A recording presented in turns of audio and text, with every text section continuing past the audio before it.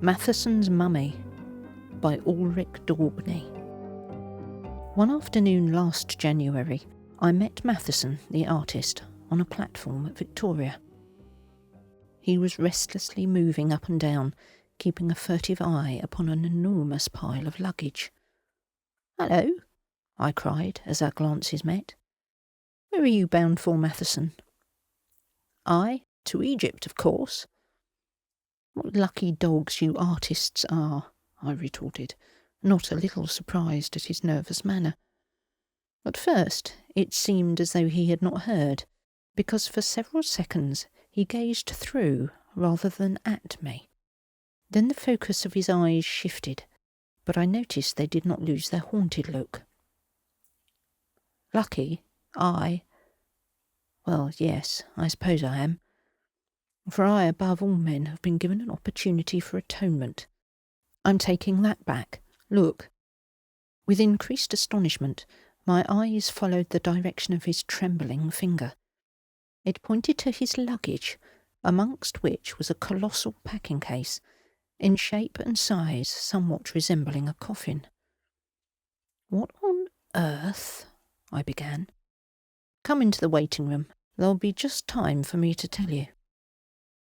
I take no responsibility for the truth of this most extraordinary statement, but merely endeavour to repeat it as closely as possible in Matheson's own words. About a week ago, I spent the day near Windsor sketching. As you're no doubt aware, the recent snowfall was of a depth quite unusual in the southern counties, so heedless of the cold, I sat busily collecting materials for a picture, fearful every minute lest the thaw should rob me of my subject. It was long after dark when I reached home, and Harrison was nearly due to accompany me to a concert, but I felt stiff and tired and determined to take a hot bath, cost what time it might. Things invariably go wrong if one is in a hurry, and when I went to light the geyser, the flames came pouring downward and nearly burnt my hand. Probably the exit of the chimney was blocked with snow, but there was no time to attend to that, so I simply disconnected the whole affair, as was easily done, the geyser being of very antiquated pattern. And leaving the bath to fill, I went back towards my bedroom, lingering a moment in the studio to warm myself before the fire and gaze around in satisfied content. As you know, my studio is furnished with all kinds of artistic curios, most bizarre, most treasured of all being a mummy, a particularly well-preserved specimen of the 19th dynasty, which I myself recovered from a rock-hewn tomb near Thebes. Gazing idly at this, I noticed, with a start of extreme annoyance, that the glass door of the case in which it stood was broken.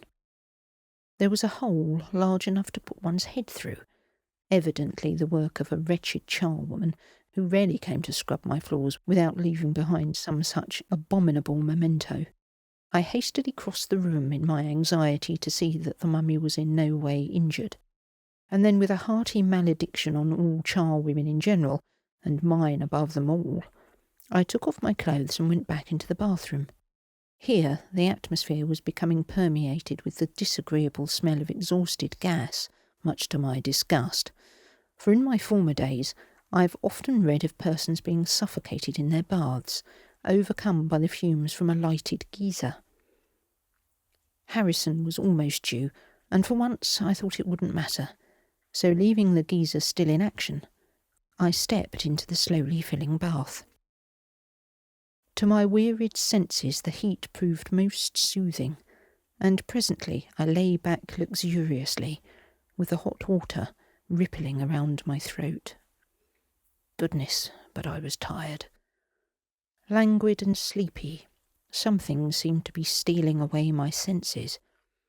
Yet I knew that it was time to get up, time to make a struggle against this increasing drowsiness. Well, just 1 minute longer, and then I would.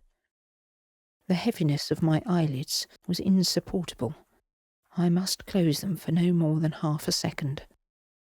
I recovered my senses with a start, and an uneasy feeling that something quite unexpected, something vaguely alarming had occurred.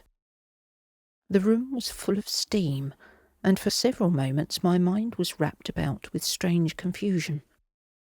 Presently it began to dawn on me that I was looking very intently at some object quite familiar, yet at the same time terrifying. Then, with a sudden awful shock, came realization. I was staring at my own body, stretched full length inside the bath. Horror was presently succeeded by a kind of terrified solicitude. I looked again, closer, peering through the steam. Heaven, the water was above my mouth, even above my nostrils, and not a bubble to be seen. Instinctively, I made as if to drag the drowning body from the water, and then there came another, even more disturbing revelation. There was nothing of me.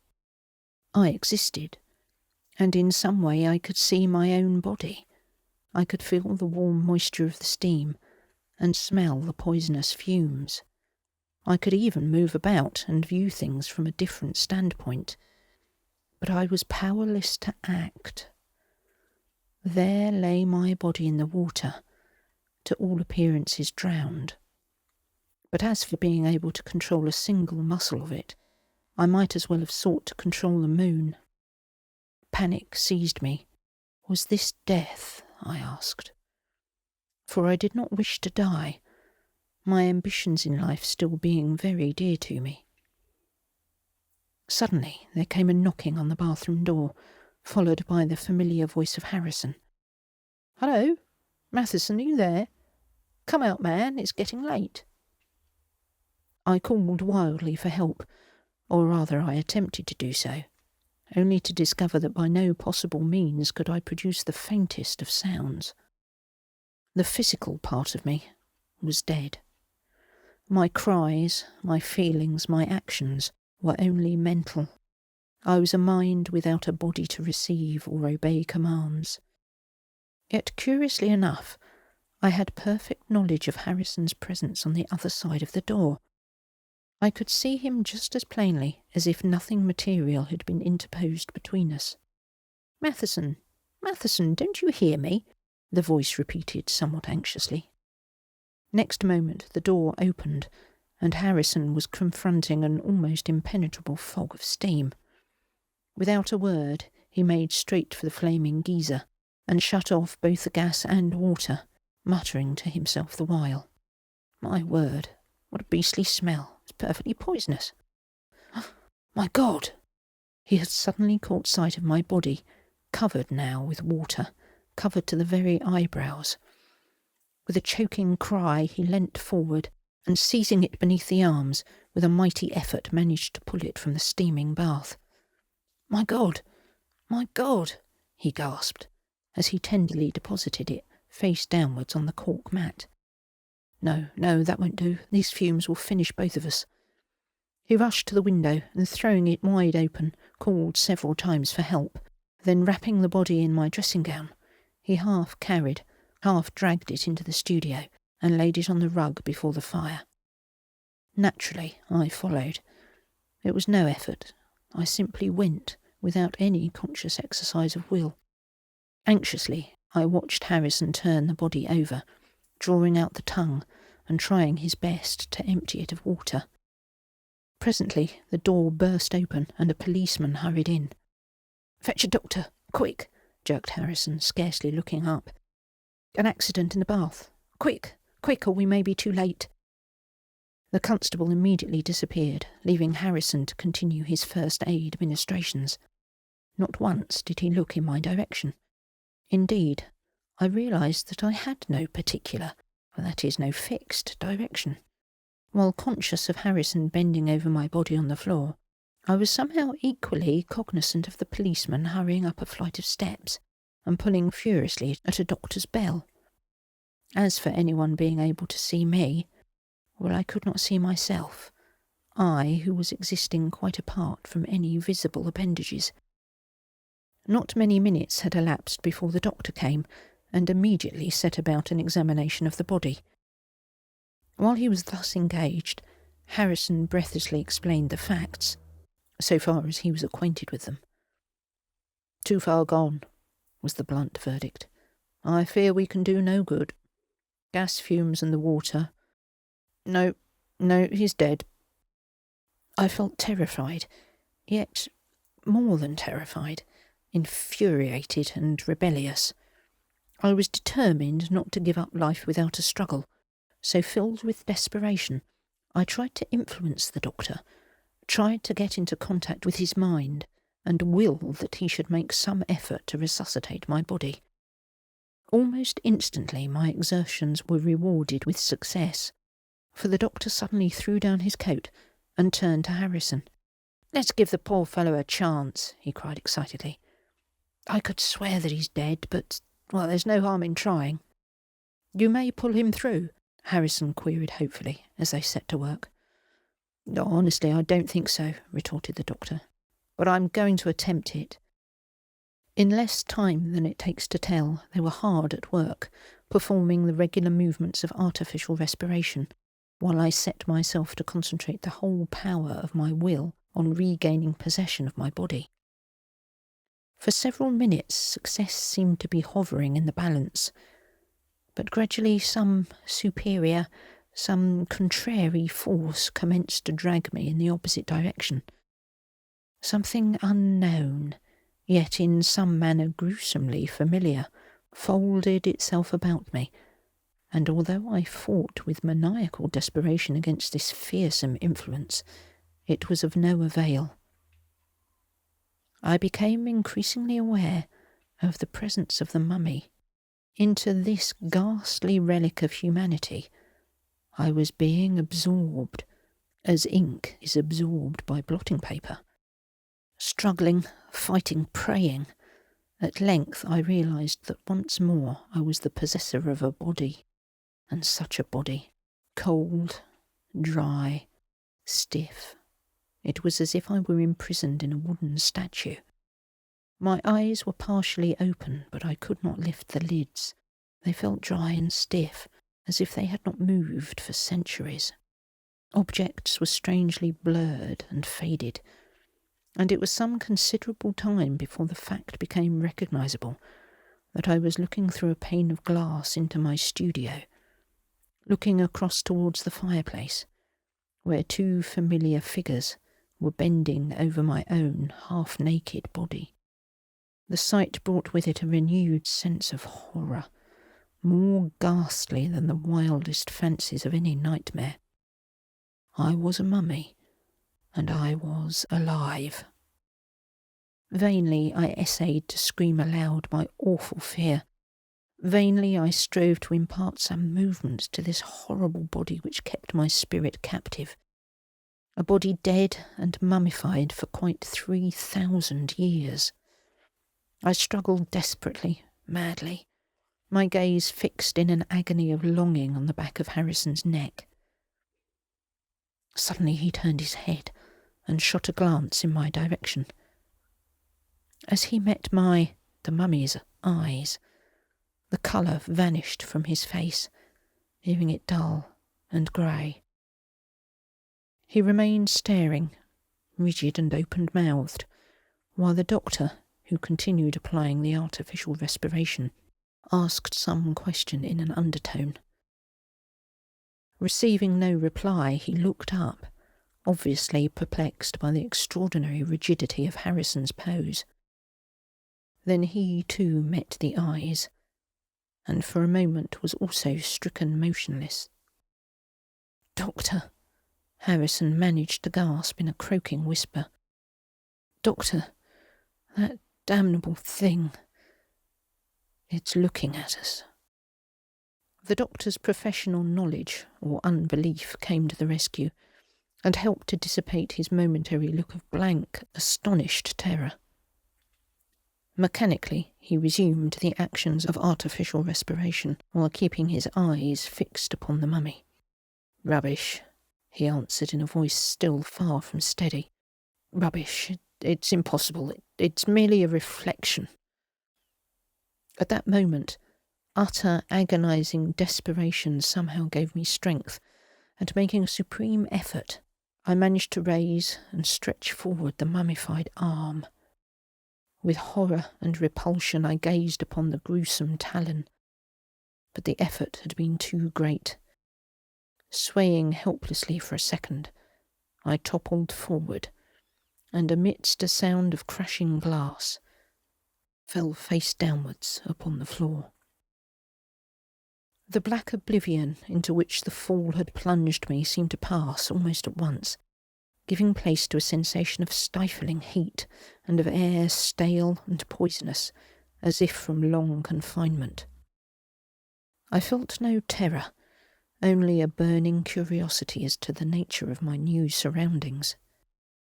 Presently, the conviction grew stronger and stronger upon me that I was in a subterranean tomb, the very tomb from whence I had removed the mummy, which had since occupied a position of honour in my studio.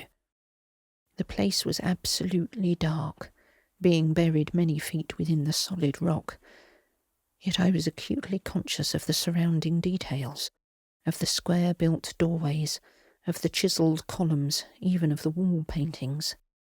One scene in particular I remember, a picture of the deceased Egyptian hunting a gazelle with dogs, and I noticed that it had become cracked and flaked away in places since the last time I had seen it. I was likewise conscious of the colossal stone sarcophagus, too unwieldy and too roughly carved to pay removal, with its lid overturned upon the ground and cracked across the centre, all exactly as we had left it several years before.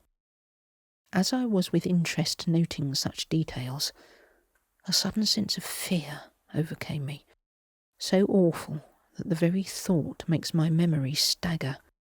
I felt less worthy, of less account than the smallest grain of sand in the great Sahara. I knew that I was at the mercy of some awful force, more fearsome, yet more just by a millionsfold than could be realised by human imagination. Then out of somewhere there came the echo of a voice, and I heard dreadful words spoken in a curious tongue, unknown to me, yet strangely familiar, the purport of which I had no difficulty in understanding. "O thou spirit of a man," the voice said, "dost thou not tremble?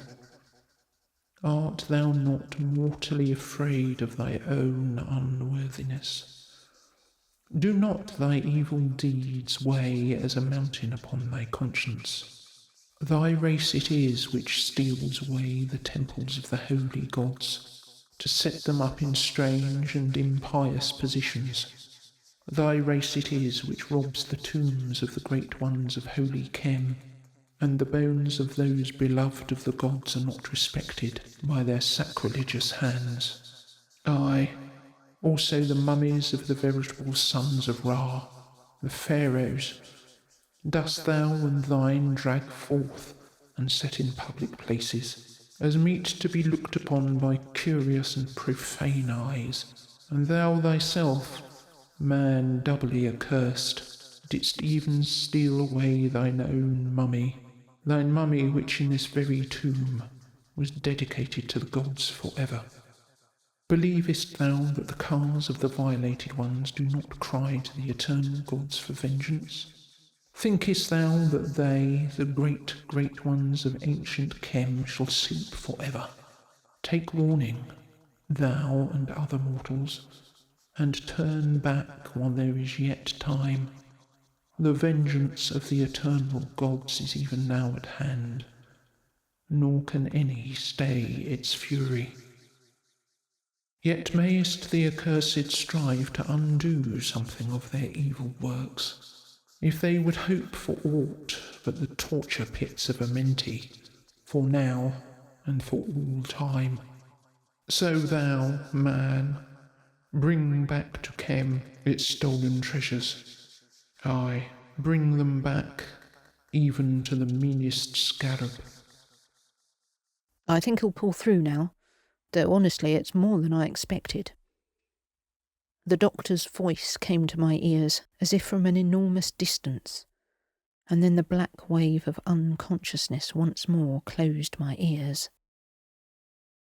Later, I was conscious of a burning liquid in my mouth, causing me to cough and choke, and then fearful pains began to rack my body. Yes, my body, for I knew that once again I was possessed of my own flesh, the flesh that I had seen lying dead beneath the water. It was not until several hours had elapsed, and I was well on the road towards recovery, that I brought myself to ask the doctor if I'd been dead. Dead? He echoed with a curious smile.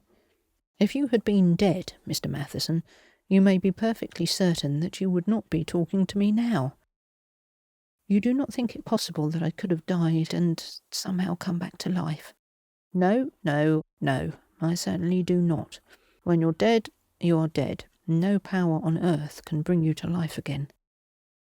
Yet you said that I was dead, I insisted, repeating exactly the words he had uttered after his examination of my body. I did say that, he admitted grudgingly, surprise and curiosity patent in his look. And I believed it at the time, but for once I was grievously mistaken. But who told you what I said? Nobody. I saw and heard the whole affair, and I described to him in detail everything that I could remember.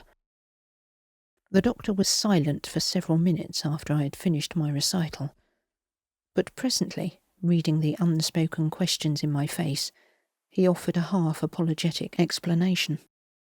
Now, Mr. Matheson, you must not allow yourself to dwell upon any unwholesome fancies of what you think you may have seen or heard. Your description of all that happened in the studio is, I admit, absolutely correct.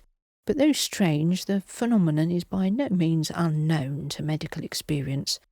I could quote similar instances where drowning has proceeded very far, though I've never come across a case myself.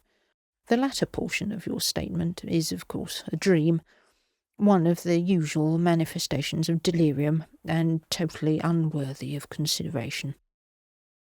The movement of the mummy, I insisted. Did it actually lift its arm and then fall forward onto its face? Yes. That again is quite open to reasonable explanation. He spoke slowly, his manner lacking something of its habitual assurance. You see, Mr. Harrison's nerves were shaken by the shock of finding you, as he supposed, dead in your bath. During times of excitement or anxiety, nervousness is often most infectious, and it was his terrified expression, more than the fancied appearance of the mummy, which for a moment startled me. Granted, I replied, but that has not the slightest bearing upon the fact that the mummy actually moved. I'm coming to that. On making inquiries, I find that a mummy in the Cairo Museum behaved in much the same manner a few years since, nearly frightening the onlookers out of their senses. It was found afterwards that a ray of sunlight, falling directly on his arm, had caused it to expand, and the joint had moved mechanically to ease the pressure. Now, the unaccustomed cold and damp, gaining access through the broken glass, affected the joints of your mummy in exactly the same way, and the sudden movement naturally caused the whole thing to overbalance. There's nothing supernatural about that, I can assure you. I made no answer. It was no use arguing, for I knew. What? My train? Oh, goodbye. Goodbye. Porter, take particular care of that big packing case, please.